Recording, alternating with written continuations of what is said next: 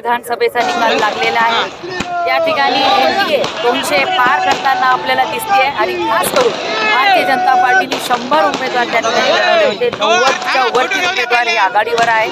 त्यामुळे भारतीय जनता पार्टीच्या नेतृत्वावर पंतप्रधान नरेंद्र मोदीजींवर आणि सन्माननीय अमित भाई शाह यांनी आखलेल्या व्यूहनीतीवरती भारतीय जनता पार्टी या ठिकाणी एकतर्फी विजय मिळवलेला आहे। खास करून मी अभिनंदन करते बिहारच्या सर्व जनतेचं, त्यांनी नरेंद्र मोदीजींवरती विश्वास ठेवला आणि या ठिकाणी एवढं स्पष्ट बहुमत हे एनडीएच्या भारतीय जनता पार्टीच्या पाठीशी दिलेलं आहे। त्याबद्दल मी त्यांचे आभार मानते, अभिनंदन करते।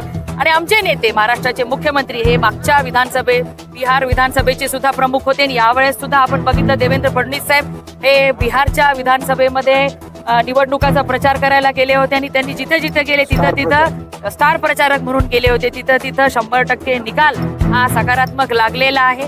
त्यामुळे आमच्या नेतृत्वाने ज्या पद्धतीने या ठिकाणी बिहार विधानसभेतल्या लोकांचा विश्वास संपादन केलेला आहे आणि प्रत्येक मतदाराला सुद्धा जाणीव झाली आहे की आज भारतीय जनता पार्टी व केंद्रातलं नरेंद्र मोदीजींचं सरकार आणि राज्यामध्ये सुद्धा भारतीय जनता पार्टी आपल्यासाठी चांगलं काम करत आहे, त्यांच्या पाठीशी राहिलं पाहिजे हा विचार मतदारांनी मतदानातून व्यक्त केलेला आहे। त्यामुळे आज तुम्ही बघता इथे आम्ही परभणी शहरामध्ये या ठिकाणी आम्ही सर्वजण भारतीय जनता पार्टीचे कार्यकर्ते आनंदोत्सव साजरा करतोय आणि आपल्या सगळ्यांना मी अभिनंदन करते।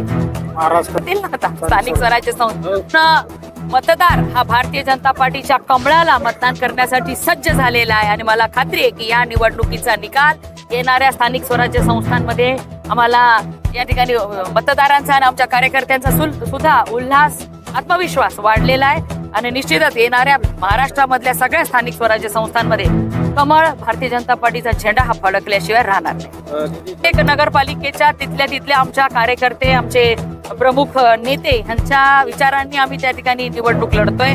आम्ही जिंतूर, सेलू आणि गंगाखेड या ठिकाणी स्वबळावरती नगराध्यक्ष आणि पूर्ण पॅनल 100% हा लढला जातोय। बाकी ठिकाणी आम्ही महायुतीसोबत लढतो, त्यानुसार आम्ही ठरवणार आहोत। त्याच्यामुळे आणखी 2 दिवसानंतर चित्र तुम्हाला स्पष्ट झालेले दिसणार।